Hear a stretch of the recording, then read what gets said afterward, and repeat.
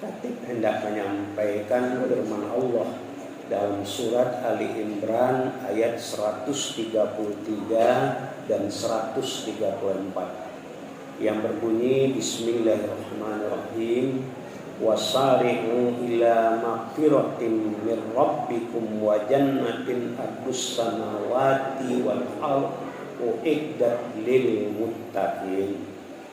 Artinya bersegeralah kamu mencari keampunan Allah, keampunan Tuhan kamu untuk mendapatkan surga yang luasnya seluas langit dan bumi yang disediakan untuk orang-orang yang bertakwa. Tetapi dilanjutkan lagi oleh Allah dalam surat Al-Imran ayat 134, yaitunya siapakah mereka yang akan mendapatkan surga seluas langit dan bumi itu. Maka dikatakan oleh Allah alladzina yanfiquna fis sarra'i wad dharra'i wal qazimil ghaiz, yaitunya orang-orang yang berinfak, bersedekah baik di kala sempit maupun di kala lapang, dan orang-orang yang menahan amarahnya. Jadi ada 3 poin di sini. Siapa yang akan mendapatkan surga seluas langit dan bumi? Yang pertama, orang yang berinfak di kala sempit. Kala sempit itu di kala susah, di kala uang tidak ada, di kala hidup sulit dan uang pas-pasan, kadang berapa, tetapi dia terus berinfak, terus bersedekah, terus membantu orang-orang miskin, yatim piatu. Kadang-kadang ujian terberat itu bagi kita adalah ketika kita diberikan cobaan oleh Allah, kurang uang, kekurangan harta, tetapi kita malas berinfak. Maka disinilah kelebihannya, surga yang luas seluas langit dan bumi itu adalah bagi orang-orang yang berinfak di kala dia susah, di kala dia sedih, di kala dia kekurangan. Tetapi ada lagi kata Allah, yaitu wal kazimina ghaiz, yang menahan amarahnya. Jadi poin yang terpenting itu adalah yang menahan amarah. Tidak ada satu dokter pun di dunia yang mengatakan amarah itu sehat. Tidak ada ketemu dari hasil penelitian dokter-dokter di dunia itu amarah itu sehat, amarah itu hebat, amarah itu luar biasa. Tidak ada. Malah 100% dokter-dokter bersepakat amarah itu adalah penyakit. Bersepakat seluruh dokter, marah itu penyakit. Kalau bagi kita orang Islam, marah itu setan. Jadi kita sering bilang, oh jangan marah, nanti masuk setan. Orang marah itu sudah jelas kerasukan setan. Marah itu setan. Setan itu adalah musuh kita. Maka jangan marah. Jika tidak mau berteman dengan setan, jangan marah. Selanjutnya, orang yang marah tidak akan mendapatkan surga. Karena marah itu identik dengan kebencian. Marah itu identik dengan kemurkaan. Marah itu identik dengan pelecehan. Marah itu identik dengan penghinaan, perendahan. Maka orang yang suka marah tidak akan mendapatkan surga. Maka Allah bilang, janganlah kamu marah. Bapak-bapak muslimin, yang sering kita lupa, kita rajin ibadah, tapi pemarahnya kok rajin juga. Seharusnya orang yang rajinnya ibadah, zikirnya hebat, dia tidak pemarah. Dia punya hamka. Dia dipenjara oleh Soekarno tanpa Kenapa? Sebab tanpa diadili. Saking sadisnya penjara itu, sampai-sampai Buya Hamka kehausan, tidak ada air, dan dia meminum air kencingnya sendiri. Bayangkan kejamnya Presiden Soekarno mengadili Buya Hamka, menjebloskan ke penjara. Karena Buya Hamka adalah seorang yang tegak lurus kepada kebenaran dan tidak mau kong-kalingkong dengan PKI. Akhirnya Soekarno marah dan dijebloskan. Dan banyak beberapa tokoh Islam lainnya yang dijebloskan oleh Soekarno tanpa diadili ke penjara. Tanpa diadili, dijebloskan ke penjara. Sampai Buya Hamka minum air kencing. Tetapi tahukah kita, di saat Soekarno sakit-sakitan, dan Soekarno sudah punya firasat hidupnya tidak akan lama, dia bertulis surat kepada Buya Hamka yang masih dalam penjara. Andai aku meninggal, maka saya ingin Buya Hamka yang menjadi imamku, yang mengimamiku jenazahku ketika aku sudah meninggal. Saya ingin Buya Hamka. Dan surat itu dibaca oleh Buya Hamka. Dan memang benar, ketika Soekarno meninggal, yang jadi imamnya, yang mengimami jenazah almarhum Soekarno adalah Buya Hamka. Bayangkan betapa hebatnya Hamka menahan amarahnya. Betapa kuatnya Hamka menahan amarahnya. Sudahlah dijebloskan lebih kurang 2 tahun dalam penjara. Kemudian sampai minum air kencing sendiri karena kehausan. Harusnya amarah Buya Hamka meledak ketika keluar penjara.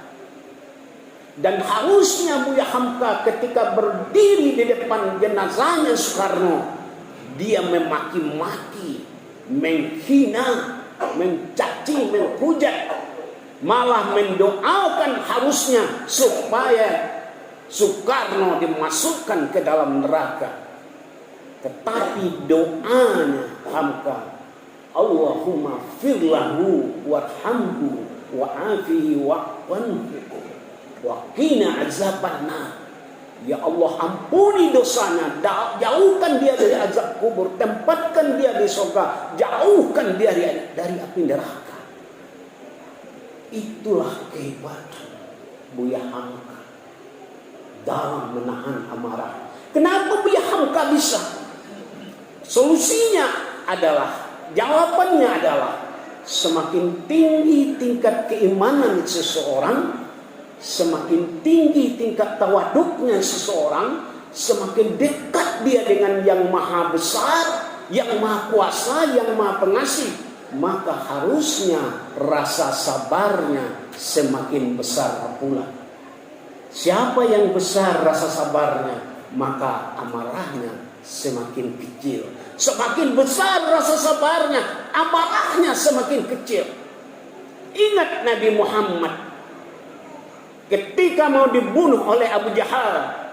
Abu Jahal mengintai Nabi Muhammad dan ketemu Nabi Muhammad sedang sholat di masjid. Kemudian Abu Jahal datang menghunus pedang. Wahai Muhammad, andai aku penggal lehermu saat sekarang ini. Saat itu pedang sudah ditempelkan di leher Nabi Muhammad. Andai aku penggal lehermu, siapakah yang akan menolongmu? Dengan tenang Nabi Muhammad menjawab, Allah yang menolongku. Dan spontan jatuh pedang Abu Jahal. Dan Nabi Muhammad mengambilnya. Dan dia tempelkan lagi, wahai Abu Jahal, andai aku penggal lehermu, siapakah yang akan menolongmu? Abu Jahal hanya bilang, tidak ada yang menolongmu kecuali engkau, wahai Muhammad. Betapa besarnya Nabi Muhammad menahan amarahnya, Abu Jahal yang sudah jelas-jelas menempelkan pedang di lehernya mau memotong, dan setiap saat dia mencari Nabi Muhammad, mau membunuh Nabi Muhammad, dan seketika itu Nabi Muhammad berkesempatan untuk membunuh Abu Jahal. Tetapi Nabi Muhammad tidak lakukan itu. Maka kebesaran iman kita diukur dari kebesaran kita menahan amarah. Kebesaran ibadah kita diukur dari kebesaran kita menahan amarah.